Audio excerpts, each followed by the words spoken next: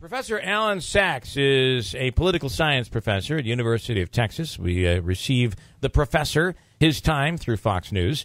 And the word is Vice President Pence is out saying that the president's travel ban, it will be the Supreme Court that reinstates it. What do you think, Professor?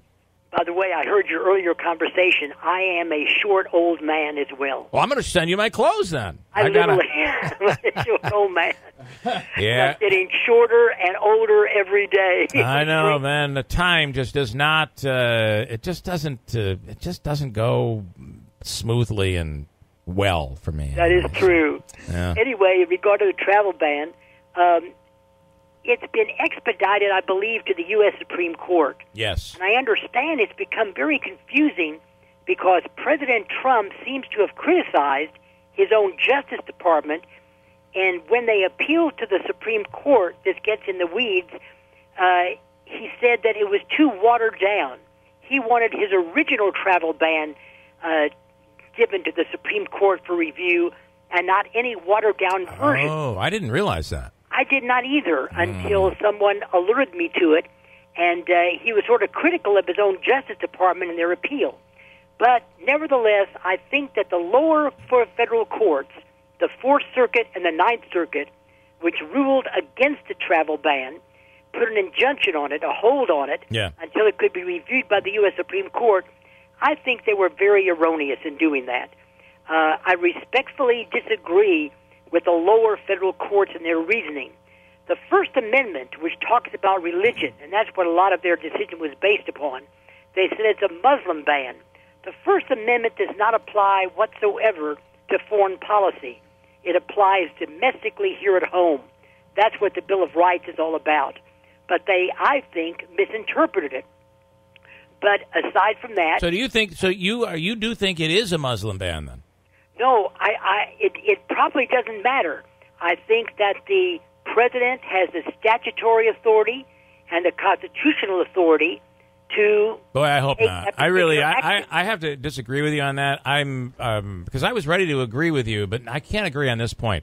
I do not believe the president of the United States has the authority to ban a religion, period. I don't care if he's doing it for the good of the country. He does not have the right to do that. You may be right from a social and political standpoint. I don't think I'm right there. I think I'm legally... I think he does have that authority. I think I'm legally right, and I'm going to completely disagree with you. However, I want to go on an area where I think I would agree with you, and that is that the lower court... if my understanding of this, and I really paid a lot of attention to this, my understanding is that it was about what the president said on the campaign trail. It was about what was left. That should have no bearing whatsoever. That, to me, I could agree with you on. That I think that's where it's going to get no bearing whatsoever. That's where the Supreme you don't use campaign rhetoric, right, in a Supreme Court decision. Yeah, and they did.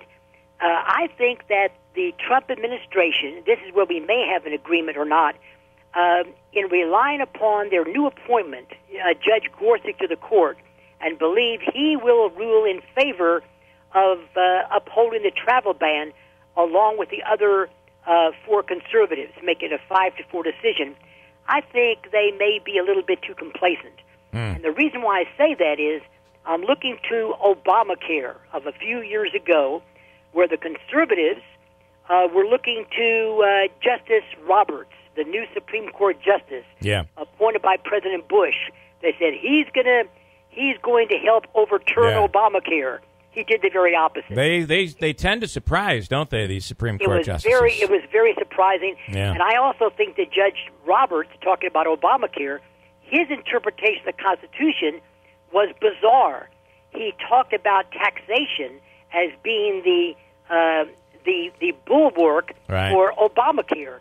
And another issue, if he relies upon taxation, he should know, and I hope I'm right in this, I think the Obamacare legislation first came out of the Senate and not the House.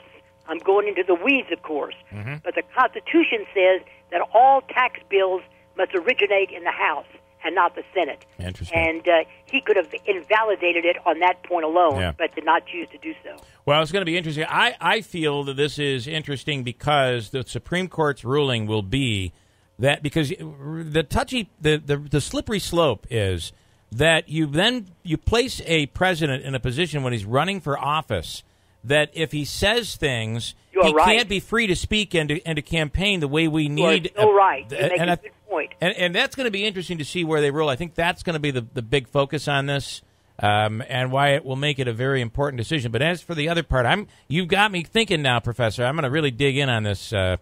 It's an interesting point. What you've argued in regard to a ban on religion, it may be bad policy. It may be bad from a moralistic and ethical standpoint, but is it constitutional and statutorily sound? I would argue, yes, it is. And I would argue, no, it isn't. No, but it's not. I'm digging on that one, though. You got me thinking. Okay. That's tomorrow's program. I can't wait. It's great.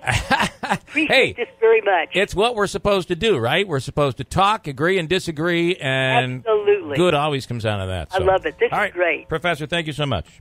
Thank you, sir. All right. Appreciate it. It's much appreciated. Right. Thank you. We'll break and get back. I wholeheartedly disagree, but it will take a constitutional professor or a constitutional attorney to really sit down and I don't know, there's an argument out there, and there's a reason why everybody runs from the word Muslim ban. No one wants that word to be used. But did Giuliani come up with a legal way to ban a religion? No, he took the religion out of it. That's how he did it. That's how he made it constitutionally legal. But to say that the president could have a ban on a religion, I can't in a million years see that's no way.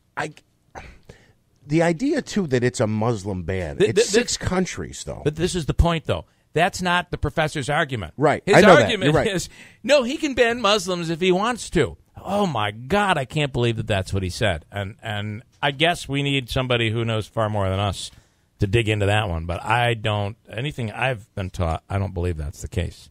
We'll see. We'll talk about it. We'll find somebody. Andrew, that's your job. Yeah. Tomorrow morning. This is a hot one. Oh, yeah.